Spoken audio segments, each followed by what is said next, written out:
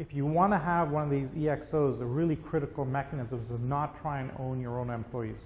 Airbnb, which, as I mentioned, might become the biggest hotel chain in the world, globally has about 1,500 employees today. Okay? If you're Hyatt, you have 45,000 employees, and you don't have a lot of agility. You have to manage and control and track all of those folks, and it's very hard. Airbnb has 1,500 people, mostly in one place, and therefore if they need to pivot or change in a fast-moving world, you need more and more of that. AMP, the big Australian insurance company, has about 50% of its workforce as contractors so that they can constantly cycle through fresh skills, because in an existing environment, in a fast-changing environment like IT, if you own all of your own employees, they'll get out of date very, very quickly. Right? And so having staff on demand is a really critical aspect of how we go forward in an EXO, and it gives you access to platforms like GigWalk or TaskRabbit or Kaggle to allow you to get work done. Let me describe a couple of these. So GigWalk is a community of about 500,000 workers with smartphones, and you can ask them to do something and offer a certain amount of money to do it. So merchandisers can say, hey, walk into this Walmart, take a picture of my detergent and see if it's out of stock or not. If it is, send back in a photograph with a tick box, and we'll pay you $10, right? And literally, some number of people will pick up this, go in, and often the results come in within an hour. Okay? So what used to take an incredible effort to run a huge customer information project for a big company can now be done by this platform for almost zero cost, and it's all variable cost. Right? Similarly, Uber does not own its own drivers. It essentially operates its subcontractors.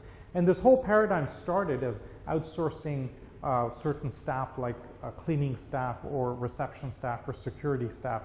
Then it became more and more, and now we outsource even mission critical functions. And a key inflection point is that EXOs outsource from a staff perspective even mission critical functions in their organization that's done outside the core boundaries of the organization. So let me summarize why this concept of staff on demand is important. First, it enables learning, because you always have a fresh perspective coming from all of these people that are working outside. And today, a learning organization is more critical than a scaling organization.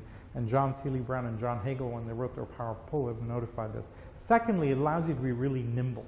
Right? It allows you to shift your strategies very, very quickly. Third, when you have a small core team and most of the kind of work is being done outside, it allows you to create cohesion and a really strong culture in that core team. And culture and cohesion become a really important driving factor of any organization. As you become really huge, it becomes hard to maintain culture. So when we get to the A in ideas, that stands for autonomy. Our old model and our old way of managing employees with these hierarchical structures and multiple layers of management, where information kind of slowly cascades down from the senior management of direction is given, data is collected, slowly goes back up, and we lose a lot of the value of the intermediary levels, and also it just takes a long time. And we just don't have that level of time today, right? We just don't have that level of time. So autonomy allows you to distribute authority levels right down to the edges as much as possible. So for example, at Zappos, the e-commerce company, the employees have the obligation and the mandate to do whatever it takes to get the customer happy. That's the higher order bit. It's not, they're not measured by how long they spent on the phone or how little they spent on the phone with a customer. It's how happy the customer is. I think the record is 15 hours that somebody spent on the phone. Even to the extent if some customer wasn't happy, they would order them a pizza when they called up trying to order a pizza, which was totally outside their scope of actually selling shoes, for example. Now, the reason that the reason that autonomy is important is it increases the agility of the organization. There's much more accountability at the customer face. There's much faster reaction times and learning times for the organization as a whole, and frankly, much, much better morale, because the team and the staff feel so much more empowered than in a traditional organization where you have to get approval every single time they do something.